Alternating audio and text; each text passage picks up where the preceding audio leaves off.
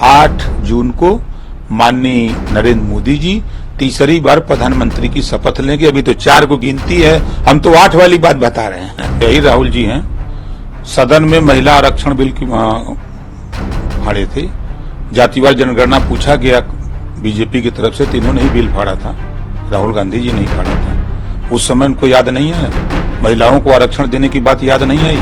अनाज गोदामों में सड़ रहा था तो राहुल जी उस समय याद नहीं आया। ये लोग जो कह रहे हैं, काहे घबरा रहे हैं? जनता ने निर्णय दे दिया है। जनता 4 तारीख को, अब देखिएगा 4 जून को 4 बजे 400 पार का रिजल्ट आएगा। हम लोगों ने एक लक्ष्य लेकर के हम लोग लड़ाई लड़ते हैं। इन लोगों की तरह खाली हम लोगों का कोई लक्ष्य नहीं, इन लोगों का कोई उद्देश्य नहीं। हम लोगों का लक्ष्य है उत्तर प्रदेश में 80 के 80 सीट जीतने का लक्ष्य हमारा था कि हम 80 के 80 जीतेंगे। हम लक्ष्य लेके निकलते हैं। ये हताशा और निराशा है इन लोगों की जो भी बोल रहे हैं। जब पानी सूखता है तो तालाब में मछलियां बहुत फड़फड़ाती हैं।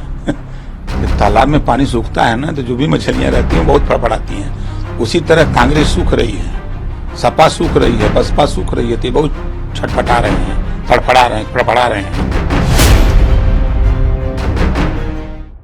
विपक्ष के लोगों के पास सीटें कम आ रही हैं, इस नाते वो बौखला रहे हैं। और एनडीए गठबंधन के पास जनता विकास के नाम पर, देखिए कल तक कांग्रेस की सरकार, सपा की सरकार, बसपा की सरकारें जब केंद्र में भी मिली जुली थी, प्रदेश में सरकारें हुआ करती थी, तो इन लोगों के राज में अनाज गोदामों में सड़ते थे।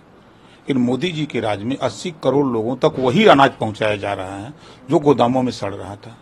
गरीब अपने जब कोई बीमार होता था, हॉस्पिटल भर्ती होता था, तो वो घर के रकम बेच देता था, सूती रुपया लेता था, खेत रेहन रखता था। लेकिन इन तीनों चीजों पर विराम मोदी जी ने लगा करके 5 लाख गरीबों को आयुष्मान कार्ड के नाम पर इलाज के लिए पैसा दिया। किसान को किसान सम्मान निधि के नाम पे 6,000 रुपया दिया। उज्ज्वला योजना, जनधन के नाम से खाते, कल तक इन लोगों की सरकारों में बैंकों में खाते खोलने के लिए लोग तरसते थे कि हमारा खाता खुल जाए। तो ये सारी सुविधाएं मोदी जी ने जनता को उपलब्ध कराई। और जो कांग्रेस, सपा, बसपा नहीं कर पाई, 33% रिजर्वेशन महिलाओं को लोकसभा और राज्यसभा से पास कराया, तो माननीय नरेंद्र मोदी जी एनडीए सरकार ने पास कराया। ये विपक्ष के लोग क्या बोलेंगे? अब मोदी जी ने तो कानून पास कर दिया कि हम बिजली फ्री देंगे, सोलर पैनल हम 75% सब्सिडी पर सभी लोगों के छत पे लगाएंगे और हम बिजली फ्री देंगे। ये क्यों नहीं कर पाए? ये तो सत्ता में थे ये लोग ना, क्यों नहीं कर पाए?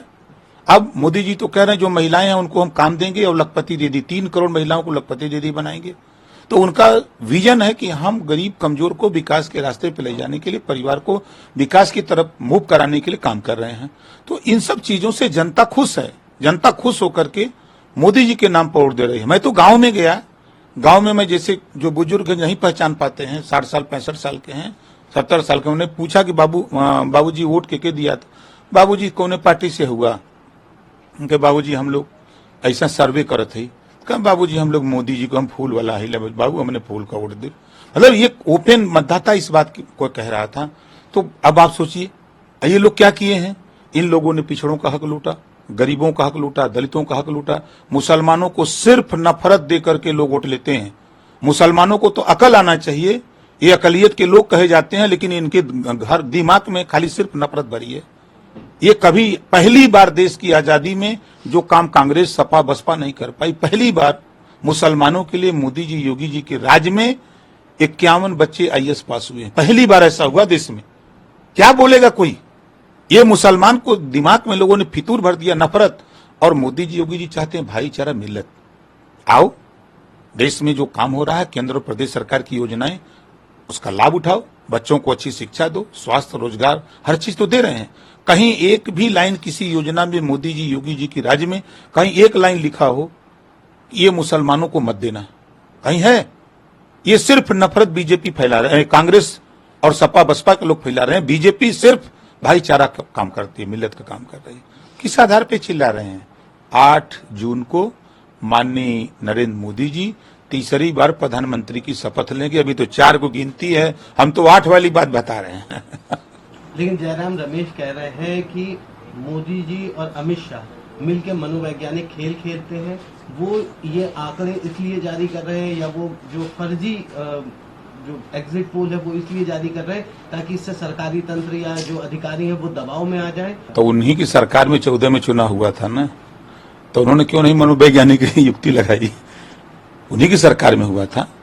उस बार भी तो मोदी जी, तब तो उनकी सरकार नहीं थी, मोदी जी प्रचंड बहुमत से जीत के सरकार बनाए। तो ये देखिए, ये हताशा और निराशा है इन लोगों की, जो भी बोल रहे हैं। जब पानी सूखता है तो तालाब में मछलियां बहुत फड़फड़ाती हैं। जब तालाब में पानी सूखता है ना, तो जो भी मछलियां रहती हैं वो बहुत फड़फड़ाती हैं। उसी तरह कांग्रेस सूख रही है, सपा सूख रही है, बसपा सूख रही है, तो ये बहुत छटपटा रहे हैं।